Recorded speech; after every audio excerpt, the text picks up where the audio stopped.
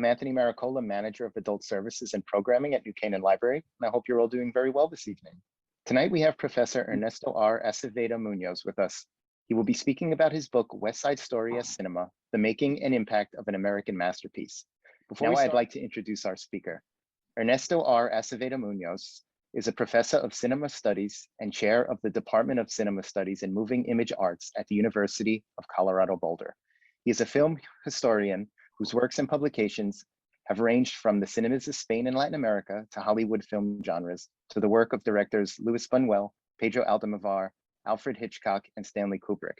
He is the author of the books Buñuel and Mexico, The Crisis of National Cinema, Pedro Almodóvar, and West Side Story as Cinema, The Making and Impact of an American Masterpiece. Born, raised, and educated in Puerto Rico, his work on West Side Story has been recognized in appearances and interviews on NPR's The Takeaway, NBC Latino, and other national and regional media outlets. He is a member of the Community Advisory Board for Steven Spielberg's reimagined version of the West Side Story, and as such, was a consultant on the film. Professor Acevedo-Muñoz, thank you so much for being with us this evening. Thank you, Anthony, and thank you to all the people who are tuning in. It's always a pleasure to see a good head count. I want to thank the New Canaan Library for the very generous invitation to share a little bit of my work with this community. And I'm going to start by giving a little bit of a personal history. One of the things that is unusual for my work on West Side Story is that West Side Story is, particularly the 1961 movie, is considered to be kind of some people have called it the Puerto Rican birth of a nation. It is to the Puerto Rican community, both in the US and on the island as well, a sort of calling card. It's as if it's being the first major movie to feature characters that were of Puerto Rican origin. It also becomes a sort of media introduction to Puerto Ricans in any number of contexts. I mean, to this day, sometimes people ask me, not that they should, people ask me, where are you from? And I say, oh, I'm from Puerto Rico. And I still will hear someone say, oh, I like to be in America. The sort of cliches and misconceptions about Puerto Ricans and the Puerto Rican experience in New York has been so much informed for the general public by particularly, by more than anything else, the 1961 movie, given that it was a big success. It's been played and replayed. It has been re-released several times, most recently in November of last year, because it was the 60th anniversary of the release of West Side Story. It was in theaters again, however, briefly.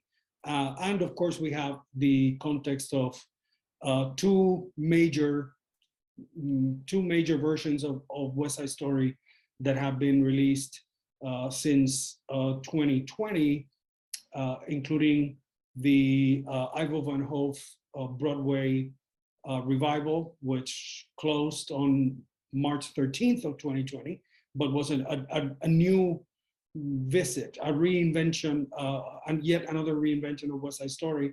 And of course, the Steven Spielberg movie that is in theaters now. What is somewhat unusual for me as a scholar is to try to approach West Side Story from an academic perspective, given that West Side Story is also, as a Puerto Rican, West Side Story has been a part of my life ever since I can recall. Certainly, ever since I was a child. And so for the scholar, I have to establish and set up at least a certain expectation of academic distance And given particularly the experience that I came to West Side Story first as a Puerto Rican, and only later as a film scholar, right? And those things are very difficult to separate, right? Especially in the academic business, where we are supposed to be, we have to be able to establish that kind of academic difference. I have a few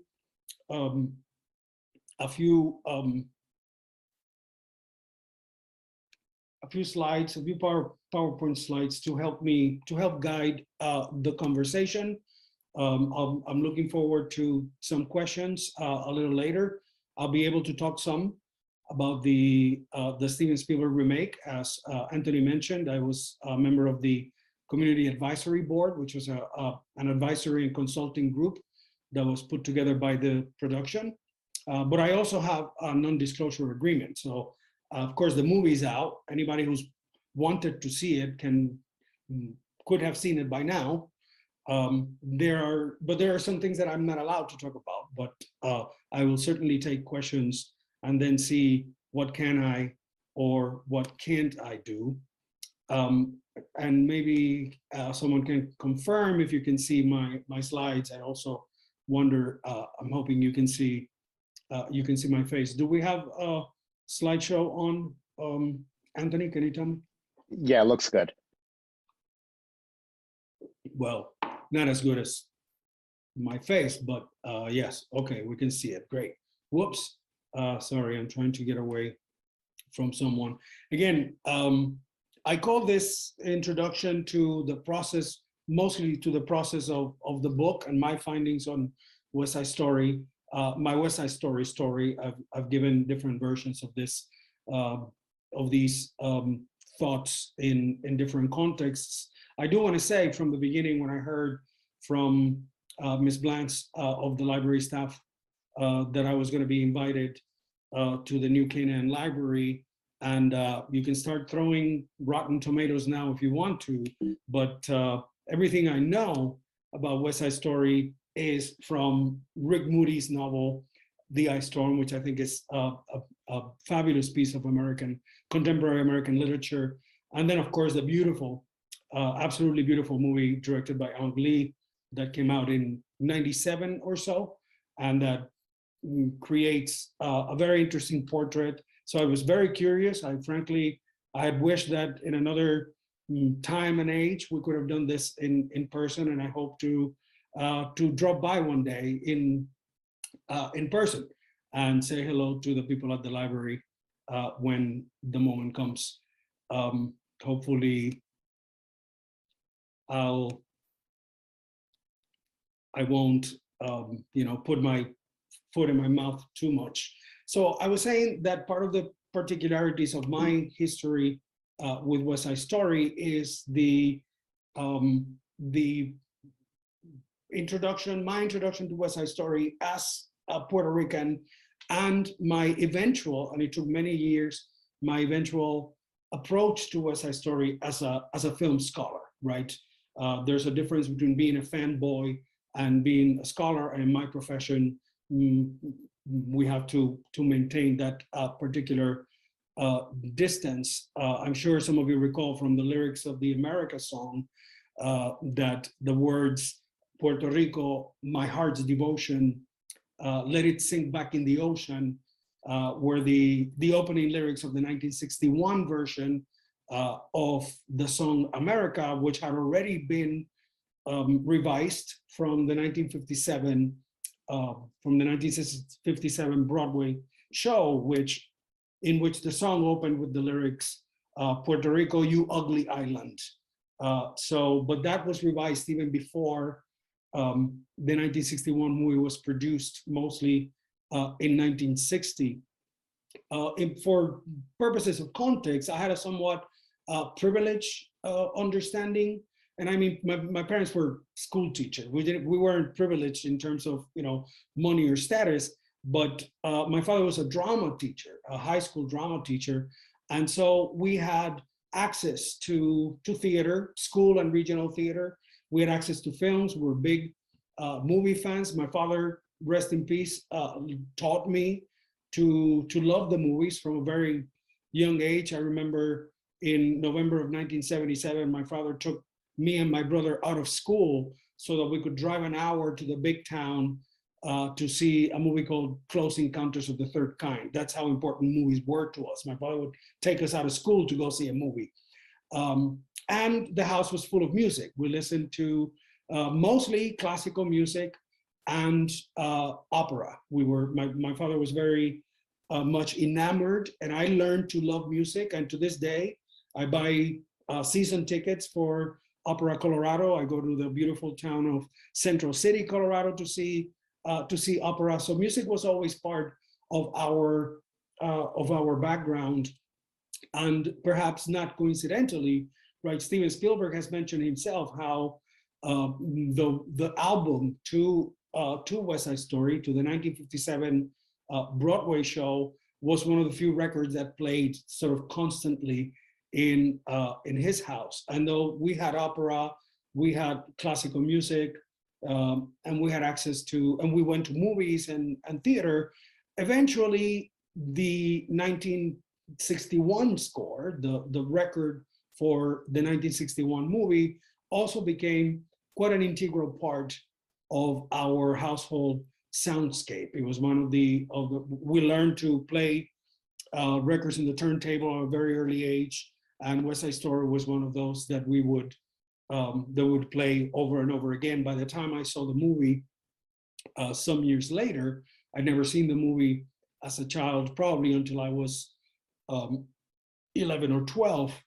But the music was very familiar to us. The songs, the order of the songs, the voices, which is another interesting part. I'll talk about this more a little later. The fact that, you know, most of the singing voices in the West Side Story movie are the voices of ghost singers, right? Almost nobody did all of their own singing in the movie, but we had no way of knowing that. But the record, the West Side Story record, had become an integral part of the household soundscape. And of course, that included the words, and hearing the words Puerto Rico spoken in a record for the first time, and something that we didn't know anything about, short of, you know, specifically Puerto Rican music, but knowing that West Side Story was an important part, as my father, as a drama teacher, had taught us, an important part of American musical theater. Hearing those words was quite unique. We've never seen, we've never heard anything about Puerto Ricans in American popular culture. The movie, we had early access to home video equipment, and this is further evidence of my father's commitment to the movies, that we were one of the first families in town. I'm from a small town in the west coast of Puerto Rico, town called Aguada, and we were one of the first families in towns to own home video equipment. We had a big Zenith Betamax video player, and part of there weren't any video clubs at the time. There wasn't a Blockbuster or somewhere where we could go and get movies.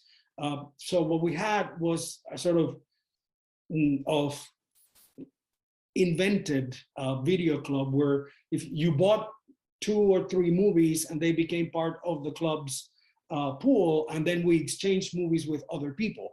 And we have, West Side Story was among a handful of movies that we acquired so that we could exchange them with other people who owned movies. I know that by 1980 or 81, we owned 3 movies. We had Superman, the movie, the 1978. By the way, the best superhero movie ever made, and if I could do it, it would have been the only one. We had a copy of Grease, also 1978. So the format of the musical was becoming quite familiar to us. And we had West Side Story, eventually one of the first VHS pan and scan flat screen versions of West Side Story. And that became part also of our periodic movie watching And we were, given that we were one of the few families in town who had access to video equipment and to home video players, we often had the kids from the neighborhood to do what is now called the viewing party. Now we used to have the kids from the neighborhood come over, and we'd watch Superman, Grease, and West Side Story time and again. At that time, of course, if you all recall, it would have come on 2 tapes because we didn't have long playing DVD or even videotapes at the time. So in short, my introduction to West Side Story, the movie, was as a child who didn't really know very much about the movies, but who had access to movies, were interested in movies. We consumed movies, although oftentimes the same 3 or 4 movies over and over again. But that gave me a certain familiarity with West Side Story, along with the fact that we could see, and we didn't know that most of the actors are not and were not Puerto Rican. We didn't know anything about that. But we had this place to be, this West Side Story place to be, that was in part our kind of our first vision of Puerto Ricans on screen. Eventually, when I went to the University of Puerto Rico and I did my Bachelor of Arts in history, and in fact, I never took a single film course, not one, as an undergraduate, and yet I had the opportunity to attend the very prestigious University of Iowa Department of Communication Studies, which had what was in the 1990s one of the best and best known film studies divisions, cinema studies divisions. And there I began to really eventually become, but certainly to grow into a student of the movies, a serious student of the movies. We had courses on American genres, on American film history, and we had courses on the musical film. And somewhere in there, perhaps in my mind, I considered, even though I was doing something very different as a graduate student at the University of Iowa, pursuing first my MA and later my PhD, but somewhere in my mind, I said, well, I don't know, maybe one day I can do something with West Side Story. I could do something about West Side Story, not really knowing or having an idea yet of what that would be. I was aware eventually, not as a child, but eventually in grad school, I was aware that the movie had been very controversial, that the treatment of Puerto Ricans, the representation of Puerto Ricans, that the portrait of Puerto Ricans drawn in that movie was not only inaccurate, but also quite damaging if you looked at it from a very narrow perspective, right? They're knife-wielding, machista gangsters. Although, as I argued later in my book, the sharks are really the good guys in West Side Story. There's no question in my mind, but I can answer questions about that later. But as I was becoming a film scholar, then I wanted to be interested in the movie for something other than Puerto Ricans or Puerto Rican representation or my life history with the movie as a Puerto Rican child who had been exposed to the film innumerable times in my childhood. And one of the things that I continue to argue with my students and my colleagues is that I have to be interested in a movie visually before I'm interested in a movie. I'm not interested in movies for plot. I'm not interested in movies for, reveals or revelations, right? I'm a firm believer in the principle that any movie that can be ruined by spoilers is probably not worth watching to begin with. If you're watching a movie for plot, then that's a way of watching a movie, but it's not a scholarly way of watching a movie. So I started to become much more interested in West Side Story in terms of style. What does the movie look like? What is the construction of the movie that makes it interesting or makes it stand out from other movies, not just of the period, but certainly of the musical genre. Aesthetics, is there something, and I also abide by the director and screenwriter Paul Schrader, who argues that the history of film is the history of film aesthetics. And the way we think of the history of film is the movies, the moments, the movements, the genres, the directors that have made contributions to cinema aesthetics. The reason that a movie like Citizen Kane and a movie like Vertigo appear on everyone's list of the greatest movies ever made is because they made contributions to film aesthetics that we'd either not seen before or not seen as perfectly done before. And I wanted to think of West Side Story as a movie that had the capacity, the possibility of making that kind of contribution. And then, of course, there was the matter of politics. I was aware as a film scholar that, and as a Puerto Rican film scholar, that West Side Story had been very controversial, that particularly Puerto Rican critics and Puerto Rican scholars have attacked the movie, and some dismissed it completely as a bunch of stereotypes, damaging racial and ethnic stereotypes. And yes, they exist and they are there. But to me, that would be reducing the movie to representation and putting aside its potential contributions in terms of style and aesthetics. But I couldn't ignore the politics of West Side Story, and I needed to think about that as I was beginning to teach the musical and teach West Side Story specifically, and to be aware of my necessity to keep an academic distance, to maintain an academic distance. I can love a movie that I know it's junk. I can mention many right now if I could recall one. But nevertheless, if I was going to be interested in West Side Story, it had to be more than from a fanboy perspective. If I was going to be taken seriously as a scholar, I was lucky enough upon receiving my PhD at the University of Iowa of being hired immediately in a tenure track position at the University of Colorado Boulder, where I have been ever since. And eventually, and this is something that anybody in the academic business is aware of, in the academic profession, I was kind of being pigeonholed as a Latin Americanist. I'd done a lot of work on Latin America. As a Buñuel scholar, I had written my PhD dissertation on Luis Buñuel, particularly on Luis Buñuel's Mexican films.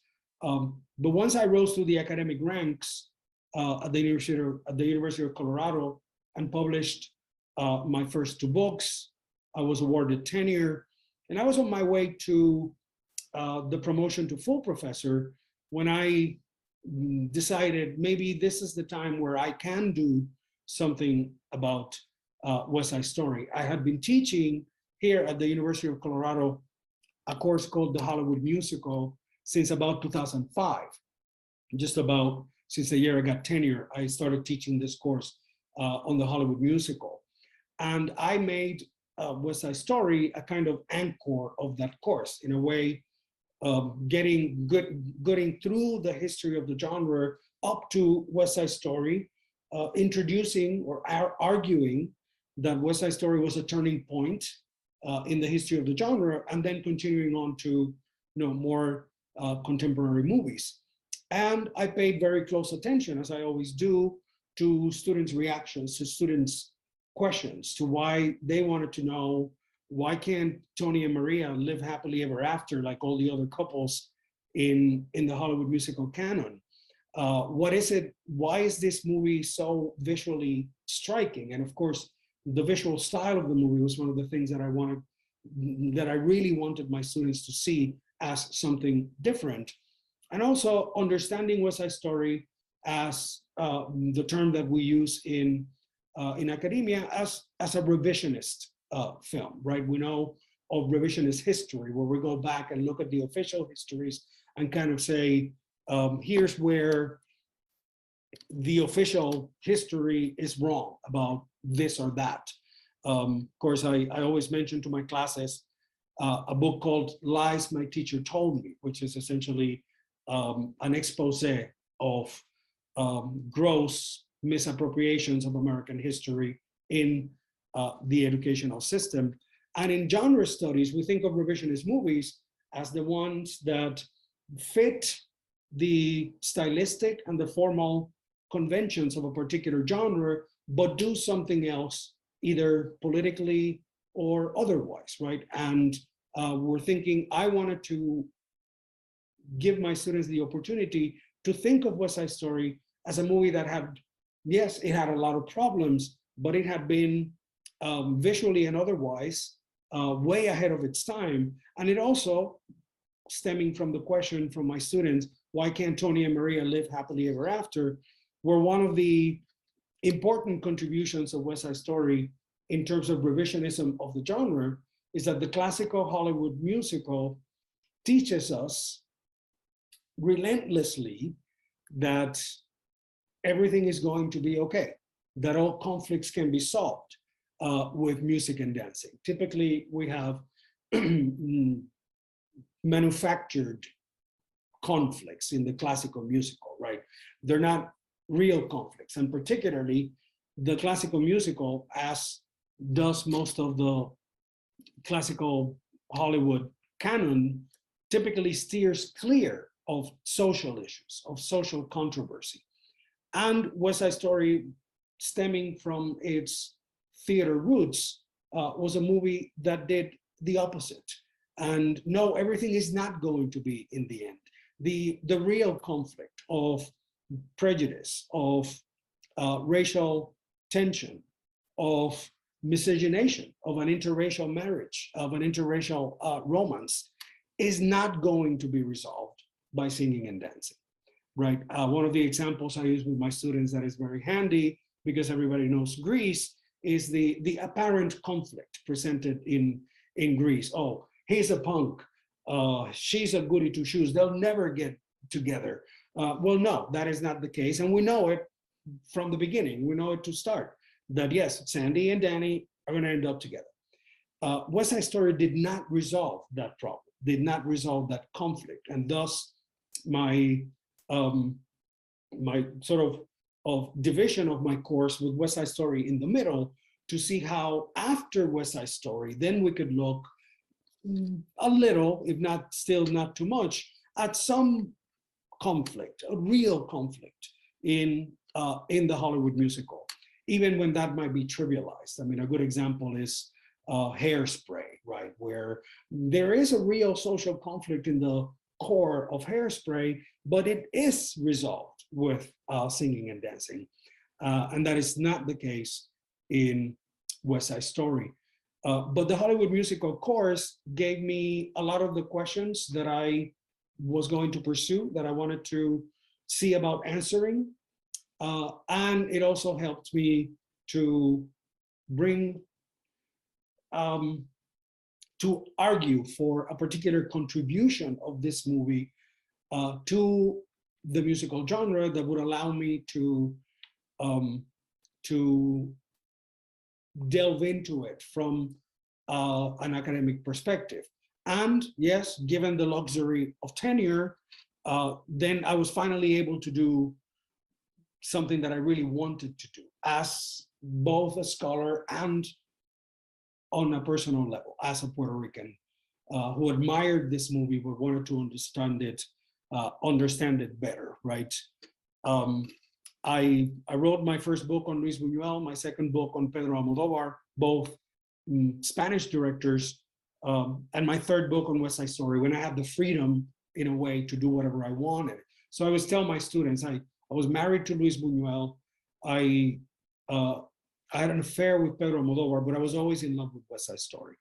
And I was able, finally, to go back to it. But how do you think about a book? I was going to propose a book, which was eventually published by the University Press of Kansas, and is paradoxically my bestseller. Of my three books, West Side Story is the only one that qualified for some bestseller category. So what am I looking for? And what are the tools that are going to take me there? As a scholar, you have to come to it with some of those questions in mind. What kind of research is going to help me produce what I'm looking for and allow me to make a contribution to the scholarly field? Nobody needed another coffee table book on West Side Story. Nobody needed another fanboy book on West Side Story. I needed to make a contribution. So I set up to think, where do I start? And ultimately, my research, and with the help of my research assistants, I have 3 very capable and tremendously helpful research assistants over the course of this process. And my research leads eventually took me to the Margaret Herrick Library of the Academy of Motion Picture Arts and Sciences in Beverly Hills, where I went through thousands and thousands of microfilm and microfiche collections of clippings about the movie, particularly press and other materials on the movie, oral histories. I went through the whole of the Linwood Dunn collection. Linwood Dunn was the person who made the special effects, the visual photographic special effects for West Side Story, because I wanted to underscore that visual quality, that there was nothing that visually, West Side Story was practically sui generis. There was no movies that looked like it. I also ended up with the good folks at the University of Southern California Cinematic Arts Library. They had the Robert Wise collection. Robert Wise, the director, producer, and director of West Side Story. They had the Ernest Lehman papers. Ernest Lehman is the man who wrote the screenplay for West Side Story, based on the 1957 play. And so I went through a lot of primary materials, right? Those libraries allowed me to go through original documents, from the pre-production to the production to the post-production of the movie, interoffice memos, letters from the producers to the studio, letters and memos and telegrams from the director to his collaborators, to the screenwriter, the writing process, the adaptation process. And then once I had collected all those materials, I had to see what I could do with them. And in order to see what I could do with them, I had to come up with some format for the book. What is the actual book going to look like? What are the chapters? What is going to be the chapter order? What kinds of photographs am I going to be able to use? Graphs, color plates. I wanted to make an argument about the color design of the movie and how there is a tremendous logic and unity to the visual design of the movie that in great part incorporates the use of color. For instance, that the jets are associated with a certain palette of colors and the sharks are associated with a different palette of colors, but those colors also interact in the mise en scène, in the visual design of the movie, not just in costumes, but also in production design, in lighting, in visual photographic effects. And once I had determined kind of what the book was gonna look like, then I actually had to sort through all those materials and do what I set out to do. First, sort of prehistory of West Side Story. This is where West Side Story came from. This is the research that the director and the screenwriter and the production designer and the costume designer and the cinematographer did. And that led to a particular style and look for the movie. Then what was the production of the movie like? What do we know about the day-to-day operations of how the movie was made? And for that, I went through many sorts of documents, including the production log of the assistant director.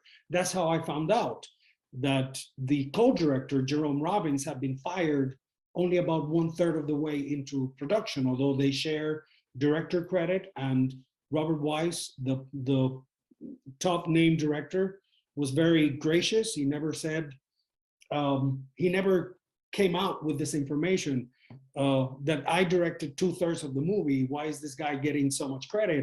But I saw the memos. I held them in my hand, where the firing of Jerry Robbins was documented, and the fact that Robert Wise directed at least 2/3 of the movie, while still sharing full director credit with Jerome Robbins. I wanted to see what happened to the narrative structure, the setting, where are we? New York, 1954. The song order. The song orders were flat. They were some of the song orders were swapped in the movie, in part to maintain a certain mood. So, for instance, specifically, I Feel Pretty was moved to before the Rumble. G Officer Krupke was moved to before the Rumble. These are songs that happened after the Rumble in the movie, in the theater version, in the original version, which is kind of a mood killer. It works in the theater, but it wouldn't work in the movie. In movie format, it wouldn't work. So the screenwriter decided to change the order of the songs, as well as change the lyrics, particularly to America, right? To make him a little more sympathetic to the Puerto Rican characters. And then based on that analysis is that it eventually went to kind of looking very closely at quote unquote the Puerto Rican thing and the representation of Puerto Ricans in the movie.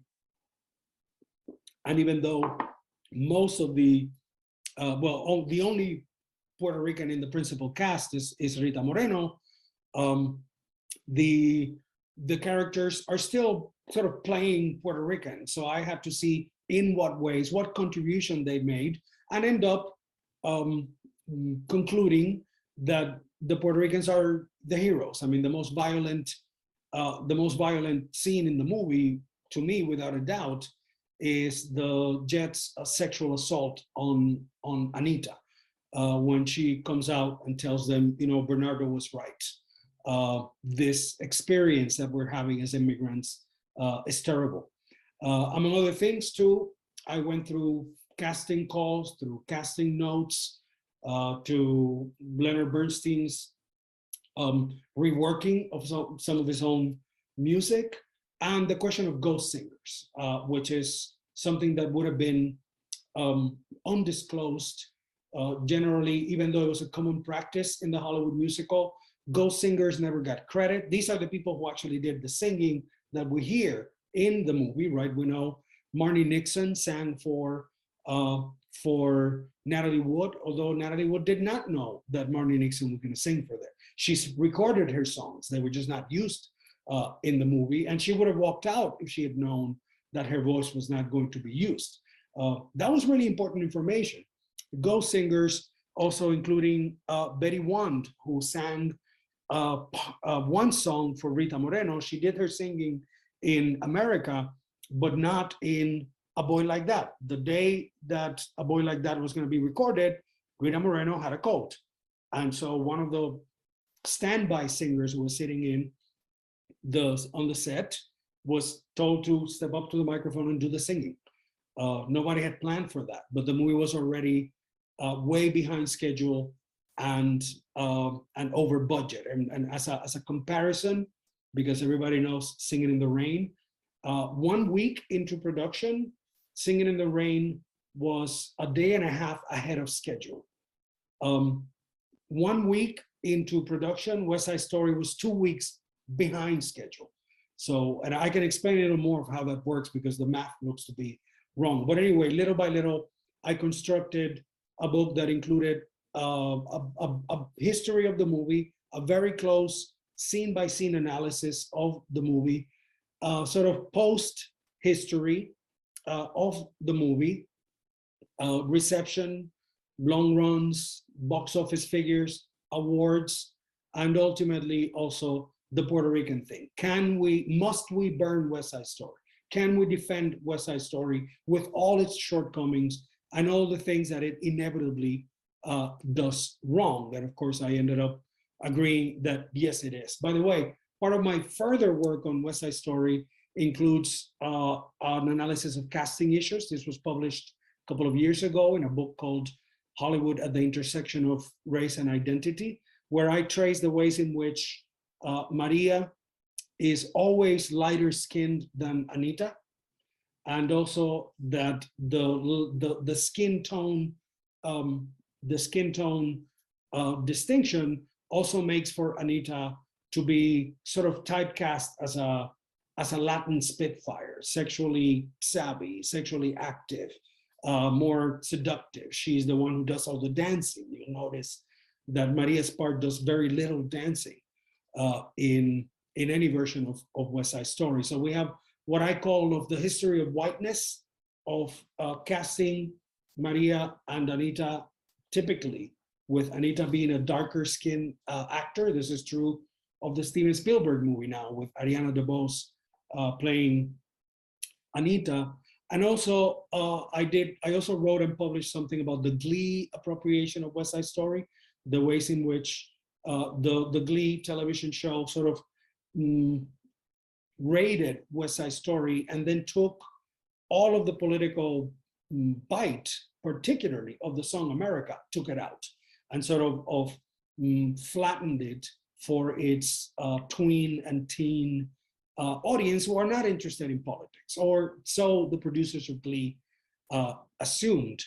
The visibility of my West Side Story book eventually led to my recruitment for the Community Advisory Board in the Steven Spielberg version, which is not generally, they don't want to think of it as a remake. It's another version of West Side Story.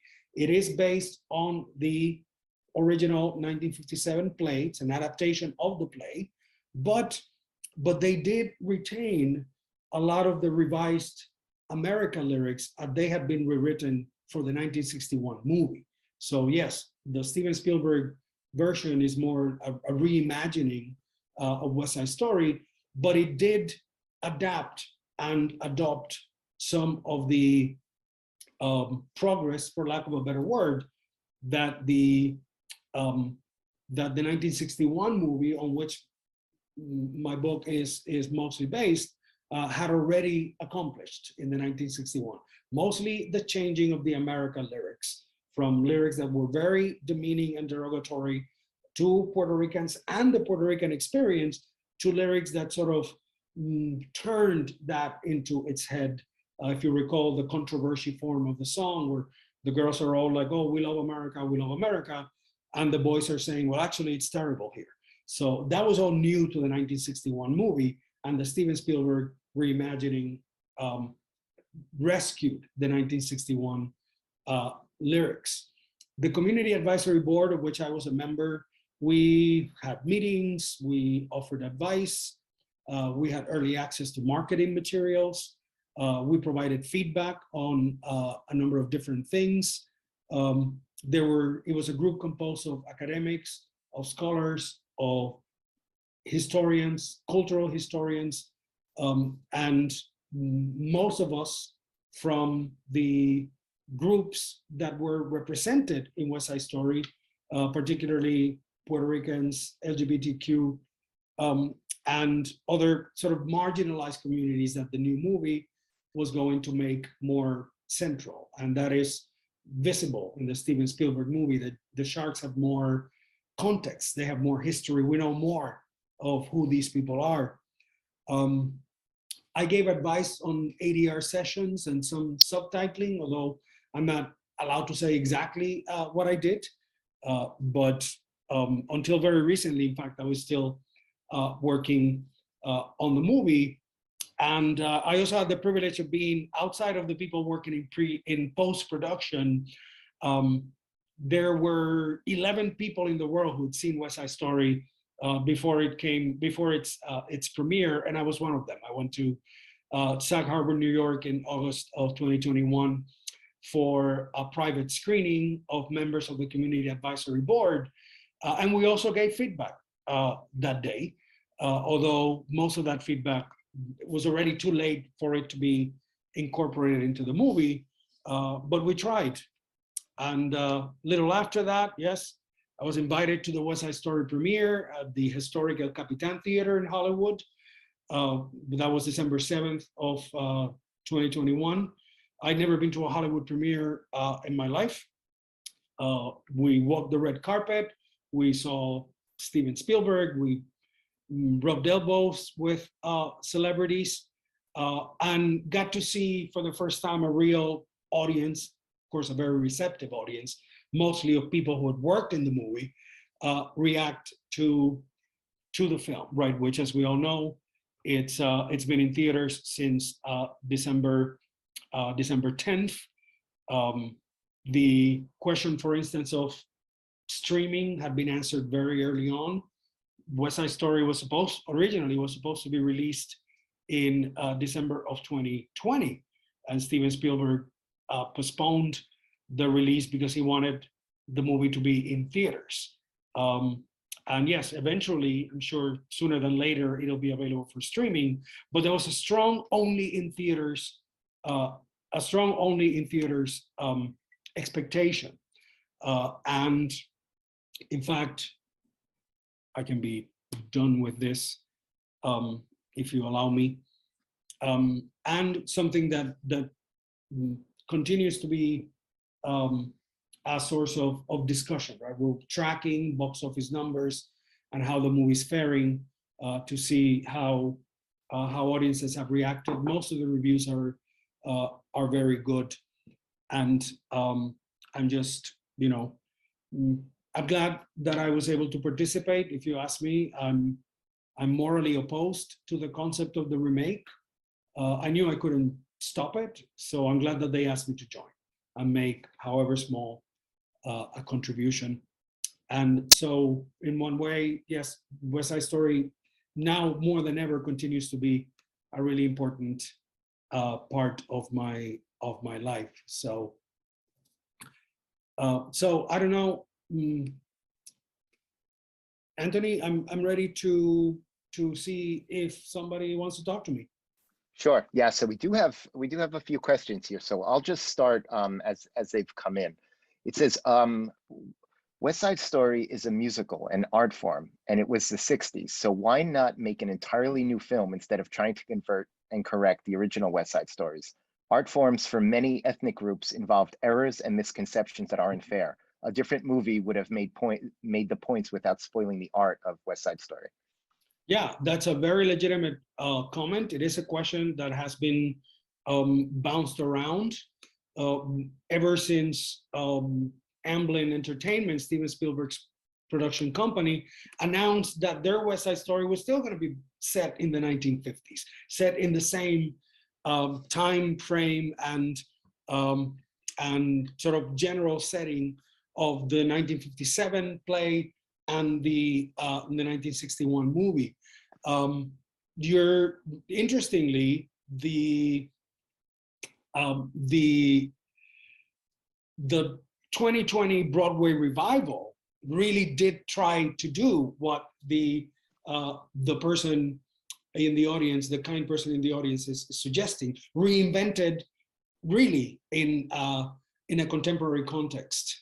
I don't know the answer to the specifics of the question. We would have to ask Steven Spielberg, and I never did ask him.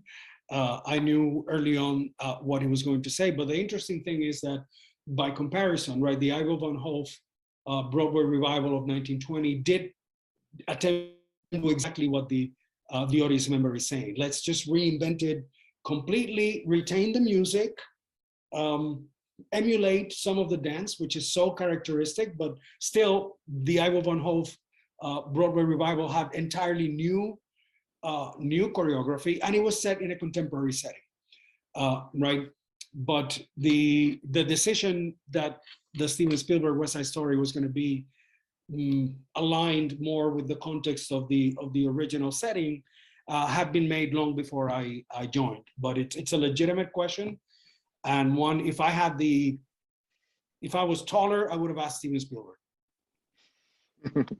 Now, in an article you wrote, you had said that West Side Story was not only a hugely popular film, but it was also an artistic triumph that marked marked an important departure in the history of American movie making. For those of us who are not movie buffs, can you explain that and what made West Side Story such a triumph? Well, the most important contribution is that West Side Story was coming towards the end of the original, the end of the classical musical. The musical had been in decline since the mid 1950s, where we point to something like The King and I as one of the last really important contributions to the genre. It had become tired. It had become stagey. It had gone back to being stagey, in part with all those Rodgers and Hammerstein's movies that were made at 20th Century Fox. But West Side Story was produced by what we now call independent producers. It wasn't produced within the studio system. The studio system was in decline, but West Side Story was picked up by the Myrish brothers and their company, Myrish Pictures. And they really they knew when they saw West Side Story on stage that there was nothing like it, particularly where you end up with a bunch of dead people and a really sad ending, right? Where there's no hope. So that was a big artistic risk to take on property, as they are referred to in Hollywood parlance, a property that was going to break conventions of the expectations of the genre. And in that way, West Side Story made a tremendous contribution. That's why I use it as a sort of turning point in my course, but also the approach to style. Nobody had seen, the kind of color explosion that visually, photographically, the movie produced. The use of visual photographic effects, a musical style that was unique. I mean, the music score of West Side Story is sui generis. There was nothing to compare it to. And that was also an artistic risk, right? And the show had been successful on stage, but it had not been huge. The show played for about 1.5 years before it closed. We're not talking Wicked here. We're not talking, the Phantom of the Opera. But so it was a big risk. And what happened, and interestingly, it was embraced by young audiences. It was embraced by teenage audiences, by college audiences, as something that didn't look as stiff and dead as the musicals of the era. I mean, and even some that came later. Robert Wise himself, the director who also directed The Sound of Music, said, as far as I'm concerned, artistically, West Side Story was my greatest achievement. So we have another question, and this is going back to when you were talking about the remake. What is your moral exception to the remake? Can you please clarify? And I don't mean this remake specifically. I mean the concept of the remake in general. My moral exception, if we want to call it that, to the concept of the remake is that it is based on the premise, which I think is flawed, that contemporary, and by that I mean that young audiences are not interested in classical cinema. I think that premise is flawed, that if you show classical cinema to younger audiences, if you show them the right movies, they are going to understand and they are going to be engaged with those movies. So the premise that we need to sort of translate these classic films to contemporary, to the expectations of contemporary audiences is flawed, as I see as a film historian. Really, because I tell you, when I show West Side Story to my students in Introduction to Cinema Studies, the ones who haven't seen it, they really love this movie. They come out saying wow, the common phrase, I've never seen anything like it. Or worse, I love this one. Even though that movie was made in 1961, it's pretty good. They think they're sounding smart when they say something like that.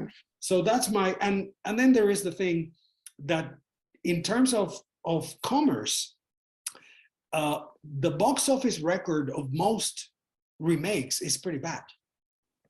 I mean, we've already asked and answered the question. No, maybe younger audiences are not that interested in remakes because typically the box office numbers are very disappointing. But why don't we just try to watch classical cinema first and then maybe say, you know, the only remake I care about is Ocean's 11. But the first movie was a piece of junk to begin with. But by the way, I am endorsing the West Side Story reimagined. It's a good movie. Was it necessary? I don't know. All right, so the next question we have is, I would like to know what you found especially controversial about the movie. Personally, by the way, I found the Puerto Rican sharks more sympathetic than the Polish jets, in part because unlike the jets, the sharks included attractive women. That imbalance cannot have been unintentional. Now, there's a follow-up question by someone else who takes a little exception to this. So the next question is, I take a little exception to the comment that the Puerto Ricans were presented negatively in the original movie. As a viewer, my take was that the sharks and the jets were two sides of the same coin. They have, yeah, please. Yeah, but let me clarify. No, there's been always been critical backlash against West Side Story, against the 1961 West Side Story movie because of its representation of Puerto Ricans as juvenile delinquents and knife-wielding machista gang. But what I'm saying is that precisely what I tried to do in my West Side Story book, and West Side Story is Cinema, was to argue against that position, to say, no, wait a minute, if we look really closely, the heroes of the show are the sharks. They are better dressed. They are better dancers. They have jobs. They have family. We hear Maria's parents, you know, in the other room. In fact, what I did in, you know, the section of my book with the rhetorical title, Must We Burn West Side Story? It was to take the contrary side to the common position of other Puerto Rican scholars who came before me. I was the one who came out and said, no, wait a minute. If we look really closely, if we look past just the question of representation, we are looking at more complex and more interesting and more heroic characters than the jets. And of course, the new movie tries to give more context to that by bringing in the conflict brought by gentrification, and that they are all disappearing. And the upwardly mobile demographic in the new movie, in the 2021 movie, are the Puerto Ricans. And that's so I'm the one who takes the opposite view of the common critical position, especially among Puerto Rican scholars who usually come to the movie from kind of sociological perspectives. I can't do that. I'm not a sociologist. I'm a film historian. All right, so we'll take one more question since we're a little after 8. Someone asks, what funding did you have to support your research for your book? That's a good question. Luckily, the University of Colorado offers enough small grants that allowed me to do the travel that I had to do to compile my research documents. I was able to go to LA 3 or 4 times and go to New York sometime and do a little research. I also have a fairly generous, we have a fairly generous sort of research materials budget. I won a grant from the College of Arts and Sciences. And I also was able to secure funds through another grant, something called the Undergraduate Research Opportunities Program, to pay research assistants. And you know, they get a big thank you note in the acknowledgements page of the book by name, because my research assistants were really instrumental. I came back with all this messy research, and they were really instrumental. I had one at a time, but ultimately I had 3 research assistants over the course of the book, and they helped me organize my research. I didn't even know what I had. A small grant here, a small grant there, a small grant there. Though I will mention, I applied for the Academy of Motion Picture Arts and Sciences. I applied for a big grant through AMPAS, a $25,000 grant, and I was declined. So, but luckily, the book got done. And the last thing I wrote also a small competitive grant from the College of Arts and Sciences, because I wanted to have color plates in the book. There's a section where I discuss a lot of color stuff, and anyone who's ever produced a book knows that color plates in any book, see, there's those patterns between costumes and color, but anyone who's ever produced a book knows that color plates are really expensive. But luckily, the University of Colorado had they have a specific fund for people who are about to publish a book, where you can apply for sort of finishing funds. And I was able to secure that as well. So I'm very, very grateful to the College of Arts and Sciences in particular, because they were very supportive of my project all the time. It's a good question. That's wonderful. And we do have the book on order for the collection, so you can put it on hold. I think it's a little delayed just because of normal book logistics in the Baker and Taylor warehouse. But Professor, it was a pleasure having you this evening. Thank you for talking to us about your process and your book, and we are really grateful. Well, I'm very grateful for the attention and for the people who showed up. Thank you for listening to me for a little while, and for all very, very interesting and perceptive questions. I can talk about West Side Story for hours, so our time has come up, but thank you so much. And Anthony and Kathy and the people at the library, you've been very generous. Thank you again, Professor. And thank you for everybody who attended. Enjoy your night.